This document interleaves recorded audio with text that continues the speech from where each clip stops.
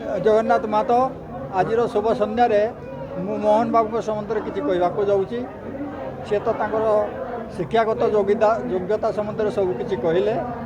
आत व्यतिरिक मुझे कहवाई चाहे जदिव सी भल छात्र नथिले तथापि मोहनीय गुणटा थिला ओबिडिएंट थिले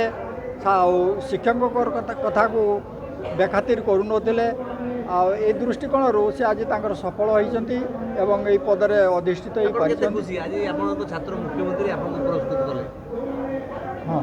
केते खुशी ताकू नहीं कौन कहले आपन छात्र आपको आज पुरस्कृत करे स्टेज रे केते खुशी ताकू नहीं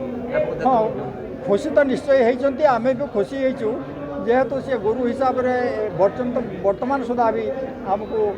माने मानी आसटा हूँ बड़ कथा तांकर मोहनीयता आशा करा जाए सी यही पदवी रही ये अनुष्ठान अधिक उन्नति करने संगे संगे ये अंचल उन्नति करियो बोली आमे आशा करूँ मंचर आप संबोधित कले आपन को से पाद छुई नमस्कार कले गुरु शिष्यर गोटे परंपरा नुआ पर्याय सृष्टि करछन मुख्यमंत्री सर्वसाधारण सम्मुख आज